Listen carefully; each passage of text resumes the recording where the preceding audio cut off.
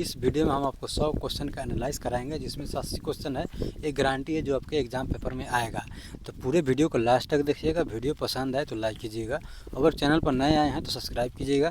तो चलिए वीडियो को शुरू करते हैं। तो आपके स्क्रीन पर सबसे पहला क्वेश्चन है, भारत छोड़ो आंदोलन कब आरंभ हुआ था? तो ये आपको पता होना चाहिए, 9 अगस्त 1942 को हुआ था। और इसका यहाँ पर व्याख्या जो हमने किया है, भारत छोड़ो आंदोलन की शुरुआत 9 अगस्त 1942 को महात्मा गांधी ने मुंबई के ग्वालियर टैंक मैदान में की थी। इसे अगस्त क्रांति भी कहा जाता है। यह आंदोलन ब्रिटिश शासन को भारत से तुरंत हटाने के लिए प्रेरित करने के उद्देश्य से शुरू किया गया था। इसका नारा था, करो या मरो। इसको याद रखिएगा, 2 क्वेश्चन इस पर बन जाएगा। इस तरह से अगला क्वेश्चन यहाँ पर देखेंगे, दूसरा नंबर। तो ये दिया गया है, कंप्यूटर में प्रयुक्त CPU का पूरा नाम क्या है? इसको पता होना चाहिए आपको। सेंट्रल प्रोसेसिंग यूनिट इसका नाम होता है पूरा। और यहाँ पर इसका CPU के 3 मुख्य भाग होते हैं, जो यहाँ पर ALU और CU और रजिस्टर, जो आपको पता होना चाहिए। यहाँ पर क्वेश्चन नंबर 3 देखेंगे, तो गांधी जो इंदिराविन समझौता किस वर्ष हुआ था?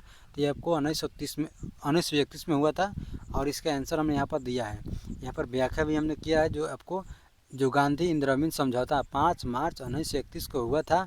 यह समझौता गांधी जी और तत्कालीन वायसराय लॉर्ड इंदिराविन के बीच हुआ था, जिसके अंतर्गत गांधी जी ने सविनय अवज्ञा आंदोलन समाप्त किया और ब्रिटिश सरकार ने राजनैतिक बंदियों जो कैदी थे उनको आवश्यक रिहा करने का आश्वासन दिया। इस तरह से क्वेश्चन नंबर हमारा चौथा देखेंगे। क्वेश्चन नंबर चौथा है हमारा, भारत संविधान का मूल कर्तव्य यानी किस संशोधन के तहत जोड़ा गया है? तो ये आपको पता होना चाहिए, 42वां संशोधन द्वारा इसे जोड़ा गया है। इसको हम यहाँ पर डिफिनीशन भी किया है हमने। 42वें जो संविधान संशोधन अधिनियम है 1976 के द्वारा अनुच्छेद 51 के ए अंतर्गत मूल्य कर्तव्य जोड़े गए हैं। इसमें नागरिक के लिए नागरिकों के लिए 10 कर्तव्यों का उल्लेख किया गया है, और जो बाद में 11 हो गया। इस याद रखिएगा। और कब हुआ था? 1976 में हुआ था। क्वेश्चन नंबर देखेंगे 5 नंबर, तो भारत का पहला उपग्रह कौन सा है? तो ये आपको पता होना चाहिए, जो पहला उपग्रह है आर्यभट्ट है। इसको हमने यहाँ पर पिछला क्वेश्चन है जो रिपीट है, पिछला साल भी पूछा गया है और इस साल भी पूछा है, तो बहुत बार पूछ दिया है। तो इस क्वेश्चन को याद कर लीजिएगा, पूछता है। तो ये क्वेश्चन नंबर यहाँ पर इसका व्याख्या हमने किया है। आर्यभट्ट का भारत का पहला उपग्रह था, जिसे 19 अप्रैल 1975 को सोवियत संघ द्वारा अंतरिक्ष में प्रक्षेपित किया गया था। इसका नाम महागणितज्ञ और खगोल शास्त्र आर्यभट्ट के नाम पर रखा गया है। क्वेश्चन नंबर देखेंगे तो 6 नंबर, तो यहाँ पर जय जवान जय किसान का नारा किसने दिया था? तो आपको पता होना चाहिए, लाल बहादुर शास्त्री ने दिए थे। और इसका हमने यहाँ पर व्याख्या भी किया है। तो लाल बहादुर शास्त्री ने प्रसिद्ध नारा यानी 1965 के कब दिया था? तो 1965 के भारत पाक युद्ध के समय दिया था। इसमें जय जवान देश के सेना के लिए और जय किसान कृषि एवं किसानों के योगदान को सम्मान देने हेतु कहा गया था। क्वेश्चन नंबर हमारा अगला यहाँ पर देखेंगे 7 नंबर, तो कंप्यूटर की स्मृति जो डेटा को अस्थायी रूप से संग्रहित करती है वो क्या कहलाती है? ये आपको पता होना चाहिए। जो आपको अस्थायी रूप से डेटा क्रम करती है उसे रोम कहते हैं। इसका यहाँ पर व्याख्या हमने किया है। रोम यानी रेड ओनली मेमोरी, जो कंप्यूटर की अस्थायी स्मृति होती है। इसमें डाटा को केवल पढ़ा जा सकता है, लेकिन लिखा नहीं जा सकता है। यह डाटा बंद होने पर भी मिटता नहीं है, इसलिए उसका उपयोग सिस्टम जो बूटिंग में होता है, बूटिंग जो होते हैं ना, उसमें होता है। क्वेश्चन नंबर 8 देखेंगे, तो भारत में राष्ट्रीय आपदा प्रबंध जो प्राधिकरण है उसका NDMA का अध्यक्ष कौन होता है? तो होता है प्रधानमंत्री। जो NDMA होते हैं उनका प्रधानमंत्री अध्यक्ष होते हैं। क्वेश्चन नंबर यहाँ पर व्याख्या भी हमने यहाँ पर किया है। जो NDMA जो होता है, नेशनल डिस्टर मैनेजमेंट और अथॉरिटी, जो की स्थापना 2005 में हुई थी, और इसका अध्यक्ष होते हैं भारत के प्रधानमंत्री। इसका मुख्य उद्देश्य प्राकृतिक और मानव जनित आपदाओं के निपटना होता है। क्वेश्चन नंबर देखेंगे 9 नंबर, तो ये आपके सामने है, जो कौन सा राज्य पूर्व का अस्कास्टलैंड कहलाता है?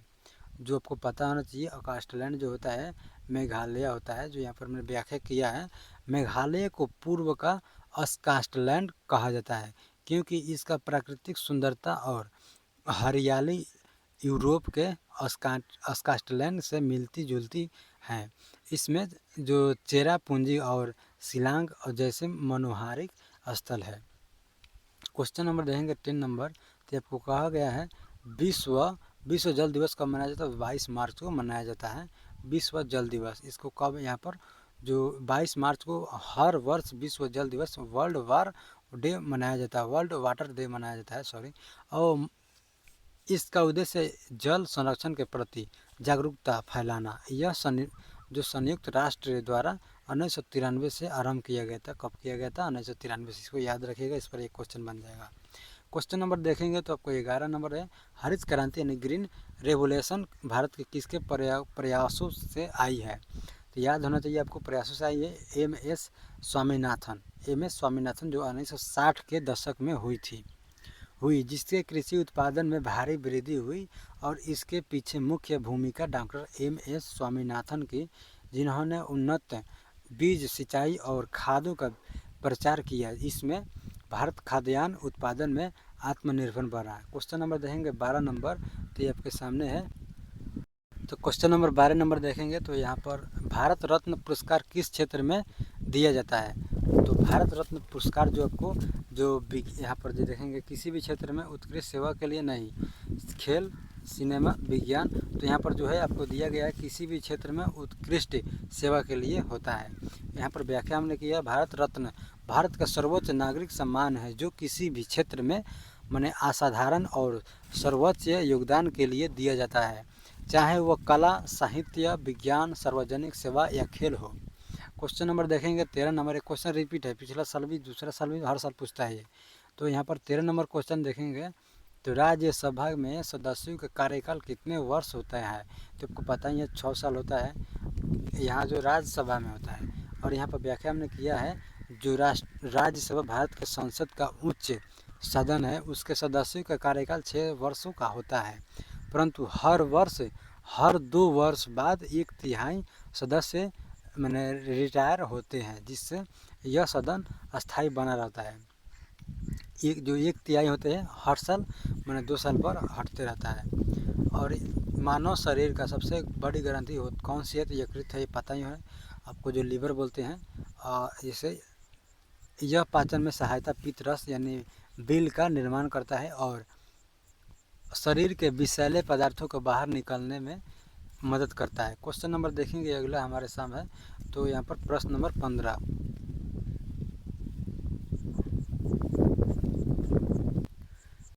भारत में किस राज्य में सर्वप्रथम पंचायती राज की व्यवस्था लागू की गई?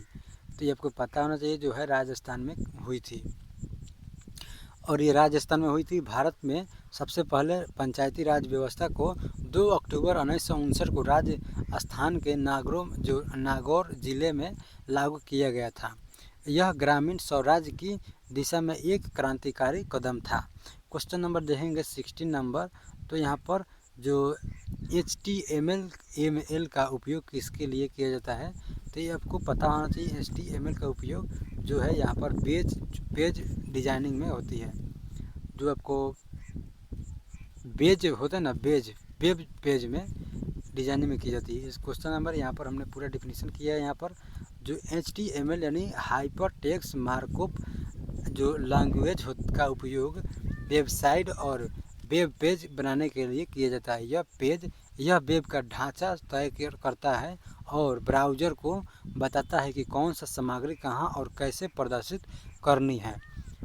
क्वेश्चन नंबर 17 देखेंगे तो यहाँ पर भारत में कितने उच्च न्यायालय हैं?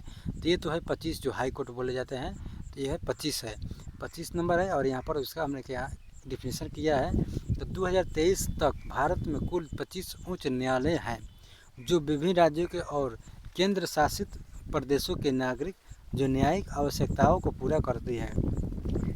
कुछ हाई कोर्ट जैसे मुंबई हाई कोर्ट कई राज्यों का कवर करते हैं। क्वेश्चन नंबर 18 देखेंगे तो यहाँ पर नोबेल पुरस्कार किस देश को संबंधित है? किस देश से संबंधित है? तो नोबेल पुरस्कार स्वीडन को संबंधित है, स्वीडन। क्वेश्चन नंबर के हमने व्याख्या भी किया है, जो नोबेल पुरस्कार की स्थापना अल्फ्रेड नोबेल ने की थी, अल्फ्रेड नोबेल ने की थी। और यह पुरस्कार स्वीडन में स्थित नोबेल कमेटी द्वारा विभिन्न क्षेत्रों में शांति को छोड़कर में दिया जाता है। शांति पुरस्कार नोबेल जो नॉर्वे की नोबेल कमेटी होती है। क्वेश्चन नंबर 19 देखेंगे तो भारत का राष्ट्रीय पशु कौन है? तो बाघ है, आपको पता होना चाहिए। और यहाँ पर बाघ, टाइगर जो यहाँ पर यह भारत का शक्तिशाली, जो शक्ति, शान और जीवटता का प्रतीक है। प्रोजेक्ट टाइगर, जो प्रोजेक्ट टाइगर होते हैं 1973 में शुरू किया गया था। कब शुरू किया गया था? 1973 में, ताकि बाघों की घटती संख्या को बढ़ावा जा सके। ये याद रखिएगा, क्वेश्चन इस पर बनेगा 1973 में। और यहाँ पर देखेंगे 20 नंबर क्वेश्चन, तो एटीएम का पूरा नाम क्या है? तो यहाँ पर एटीएम का नाम होता है automatic transaction monitor, automatic teller matching, automatic teller matching होता है। एटीएम का फुल फॉर्म जो होता है ऑटोमेटिक टेलर जो मैचिंग होता है। और यह एक इलेक्ट्रॉनिक डिवाइस है जिसे व्यक्ति बिना बैंक जाए पैसा निकाल सकता है, बैलेंस देख सकता है और ट्रांजैक्शन कर सकता है। क्वेश्चन नंबर 21 देखेंगे तो यहाँ पर भारतीय राष्ट्रीय कांग्रेस की स्थापना कब हुई थी? तो 1985 को हुई थी, सॉरी 1885 को हुई थी यहाँ पर, 1885 को। और यहाँ पर व्याख्या की है हमने, तो यहाँ पर भारत राष्ट्रीय कांग्रेस INC की स्थापना जो 28 दिसंबर 1885 को एओ के हामियों द्वारा की गई थी। इसका पहला अधिवेशन मुंबई में हुआ था, जिसकी अध्यक्षता जो WC वर्जी ने की थी। कांग्रेस ने भारत की स्वतंत्रता संग्राम में अग्रणी भूमिका निभाई। क्वेश्चन नंबर देखेंगे यहाँ पर 22, तो यहाँ पर भारत का संविधान किस देश के संविधान से सबसे अधिक प्रभावित है? तो आपको पता होना चाहिए, जो ब्रिटेन है उससे है। और यहाँ पर भारत का संविधान कई देशों से प्रेरित है, लेकिन सबसे अधिक प्रभाव जो ब्रिटिशन जो संसद प्रणाली से बड़ा है।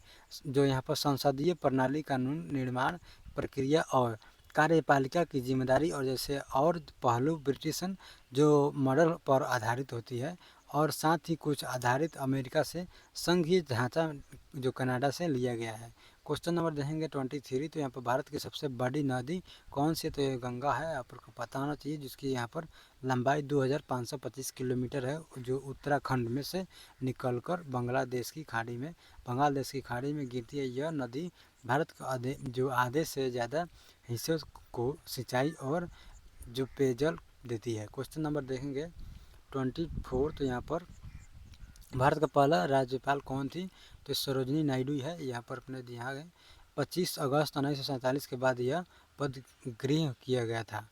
और उसके बाद जो नाइटिंगेल ऑफ इंडिया के नाम से भी ये प्रसिद्ध है। ये क्वेश्चन यहाँ पर बन जाएगा। क्वेश्चन नंबर देखेंगे 25, तो यहाँ पर है जो भारत में कितने प्रकार का वन पाए जाते हैं? तो 6 प्रकार का वन पाया जाता है। प्रमुख प्रकार के वन पाए जाते हैं जो भारत में 6 है। और यहाँ पर जैसे कि इसका हमने नाम दिया यहाँ पर उष्णकटिबंधीय सदाबहार वन, और यहाँ पर उष्णकटिबंधीय पर्वतीय वन, और यहाँ पर शुष्क जो पर्वत व पापित वन, और यहाँ पर कांटेदार और झाड़ीदार वन, पर्वतीय वन और ज्वारीय वन।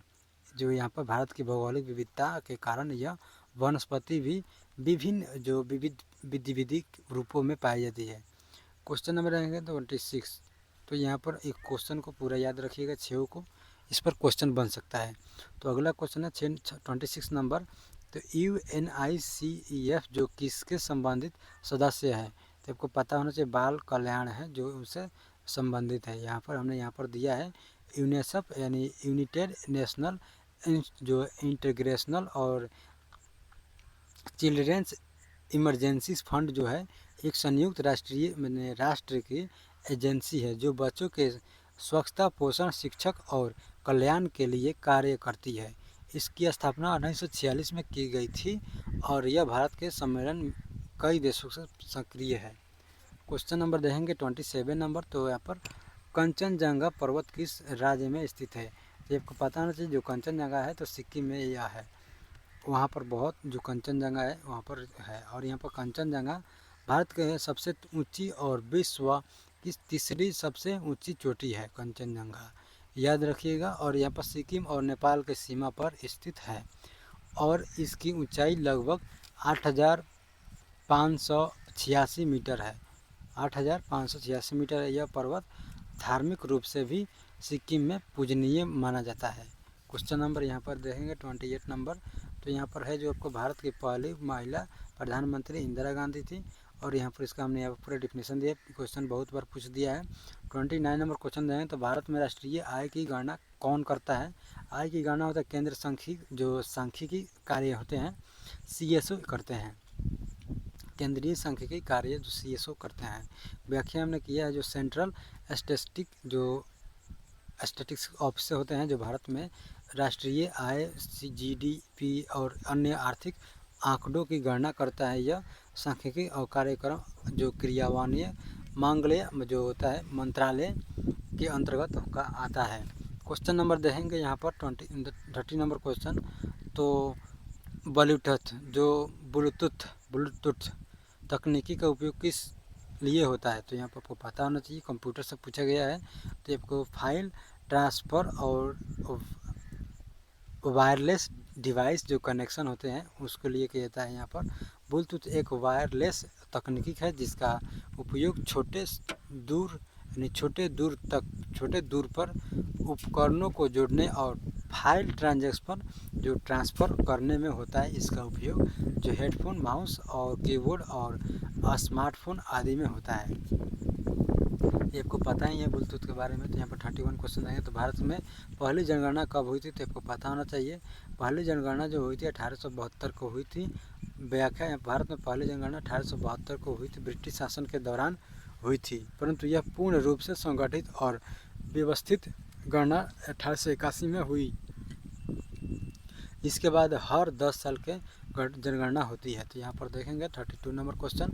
तो यहाँ पर देखें तो पानीपत की तीसरी लड़ाई कब हुई थी। तो आपको पता होना चाहिए 1761 में हुई थी। पानीपत की तीसरी लड़ाई 1761 में हुई थी। 1761 में हुई थी।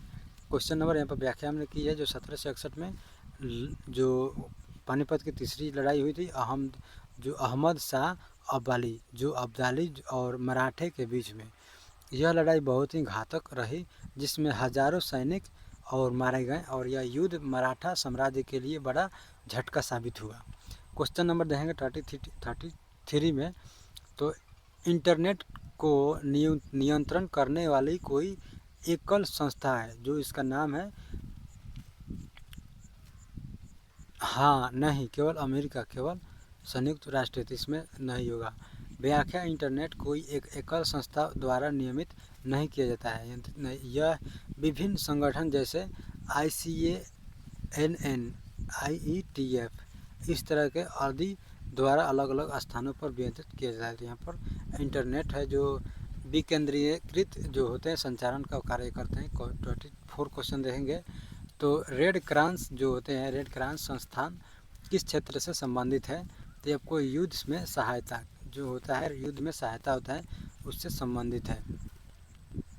रेड क्रॉस यानी रेड क्रॉस जो एक मानवता आधिकारिक अंतर्राष्ट्रीय संस्था है जो युद्ध, आपदा और आपातकालीन परिस्थितियों में सहायता प्रदान करती है। इसका स्थापना हेनरी जो ड्यूनेट की थी। क्वेश्चन नंबर देखेंगे 35 नंबर। तो भारत में सबसे अधिक वर्षा किस राज्य में होती है। तो यह जो मेघालय से नाम है, मेघालय में होती है। मेघालय राज्य यानी मौसिनराम गांव दुनिया का सबसे अधिक वर्षा वाला स्थान है। उसमें गांव है जो उसका नाम है मौसिनराम गांव। औसतन 11 जो मिलीमीटर से भी अधिक वर्षा होती है। इसका कारण बंगाल की खाड़ी से आने वाले नम हवा और पहाड़ी क्षेत्र है। क्वेश्चन नंबर देखेंगे 36 नंबर क्वेश्चन। तो महात्मा गांधी ने सबनी अवज्ञा आंदोलन कब शुरू किया था। तो उन्होंने 1930 में सबनी अवज्ञा आंदोलन शुरू किया था। जो सबनी अवज्ञा आंदोलन जो थे 12 मार्च 1930 को गांधी जी ने दांडी मार्च के साथ ही थी। यह अंग्रेजों के बनाया नमक कानून के विरोध में था। इसका आंदोलन स्वतंत्रता संग्राम में को नई दिशा थी। क्वेश्चन नंबर 37 देखेंगे। तो पृथ्वी किस ग्रह की और सबसे निकट है।